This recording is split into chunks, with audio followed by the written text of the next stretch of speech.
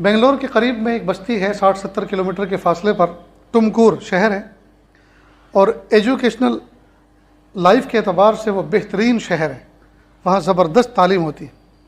وہاں کے رہنے والے مولانا خالد بیگ صاحب ہمارے محبت والے ساتھیوں میں سے ہیں، ندوۃ العلماء لکھنؤ سے فارغ ہیں۔ حضرت مولانا علی میاں ندوی رحمۃ اللہ علیہ نے اپنی حیات میں ان کو کہا کہ مولوی خالد آپ اسلامک اسکول بناؤ۔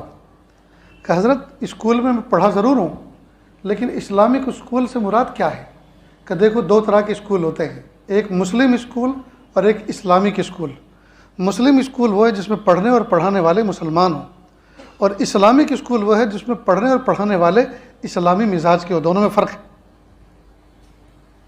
ایک آدمی مسلمان ہوگا لیکن اس کا اگر مزاج اسلامی نہ ہوا تو وہ چہرہ بناتا ہوگا، نمازیں چھوڑتا ہوگا، احکام توڑتا ہوگا، بے پردگی اس کے نزدیک کوئی عیب نہیں ہوگا، جی، بلکہ اسلام کی تعلیمات پر کئی مرتبہ اعتراض کرتا ہوگا، ہے مسلمان۔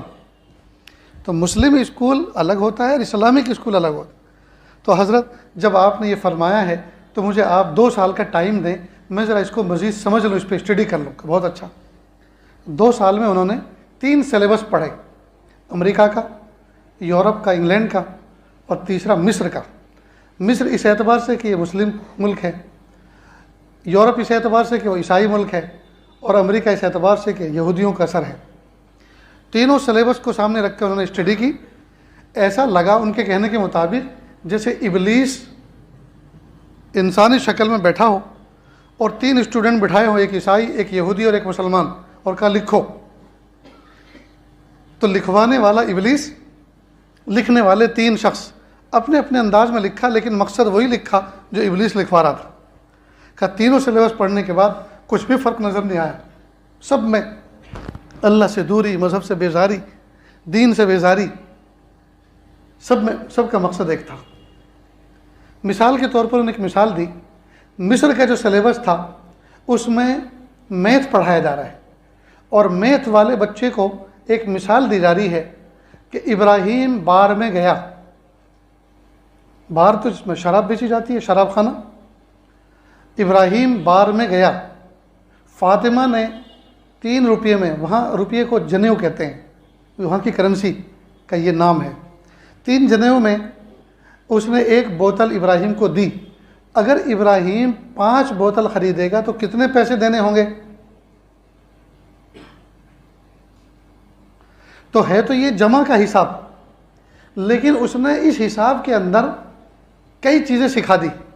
ایک تو ابراہیم کا شراب خانے میں جانا برا نہیں، دوسرا فاطمہ نام کی مسلم لڑکی کا بار گرل بننا برا نہیں، تیسرا شراب پینا برا نہیں، خریدنا برا نہیں۔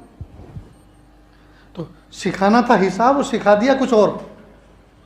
ٹھیک یہی نظام اس وقت ہمارے ماحول میں چل رہا ہے۔ دنیاوی عصری تعلیم کے چکر میں کفر پڑھایا جا رہا ہے، دین سے بیزاری، توحید کے بجائے شرک کی طرف رغبت، یہ سب سکھایا جا رہا ہے، اور ہمارے کانوں پہ جوں تک نہیں رہیں گے، ہمیں پتہ ہی نہیں ہے، اس لیے کہ کس کو فرصت ہے؟ باپ صبح سے لے کر پیسہ پیسہ پیسہ، پیسہ ہو چاہے جیسا ہو، شام کو جاتا ہے دسترخوان پہ بیٹھتا تو اتنی فرصت نہیں ہے بچوں سے ہیلو ہائی کریں، پوچھیں بیٹا نماز پڑھی، اسکول گئے تھے، مدرسے گئے تھے، ہوم ورک کیا، میں کھانے کے بعد دیکھوں گا، تمہاری کاپی چیک کروں گا، تو فرصت نہیں ہے۔ وہ ادھر فون لگا رہا ہے، ادھر لگا رہا ہے، کھا رہا ہے، اسے یہ پتہ نہیں میں کیا کھا رہا ہوں، اس کا ذائقہ کیا ہے، بیوی پریشان۔ اتنی محنتوں سے ہم پکاتے ہیں، ایک لفظ ماشاءاللہ الحمدللہ کا تعریف کرنے کے لیے بہت اچھی چیز بنائی۔ ایسے میں تم جتنے مصلی یہاں بیٹھے سب کے ہاتھ چیک کروں تو میرے سے زیادہ نرم ہوں گے، روئی کی طرح۔ کیوں؟ اس لیے کہ کوئی ہتھوڑا چلانے والا کام تو ہے نہیں اس زمانے میں، کوئی تیشا چلانے والا کام تو ہے نہیں اس زمانے میں، سب یا تو انٹرنیٹ پہ بیٹھے ہوئے ہیں یا آفس میں بیٹھے ہوئے ہیں، کوئی کام نہیں ہے جی۔ اندر اندر بیکاری ہے، باہر باہر کام بہت ہے، سب کے سب بزی، ہاتھ میں کام کچھ نہیں، بزی سب ہے، دل دماغ سب کے بزی، پیسہ ہو چاہے جیسا ہو، صبح سے لے کے شام تک، شام سے لے کے صبح تک۔ اور ہمیں اس بات کی فکر نہیں کہ ہمارے بچے کیا کفر پڑھ کے آ رہے ہیں، کیا پی کے آ رہے ہیں، کیا کھا کے آ رہے ہیں۔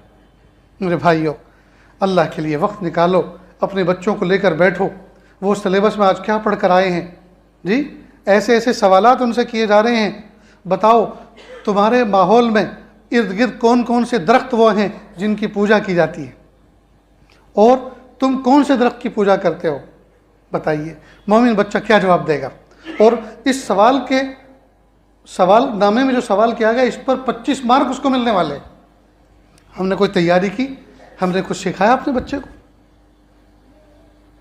اس لیے جو زہر وہاں سے وہ سیکھ کر آ رہے ہیں، پی کر آ رہے ہیں، اس کا تریاق ہمیں اپنے گھر میں آب زمزم سے غسل دینا ضروری ہے۔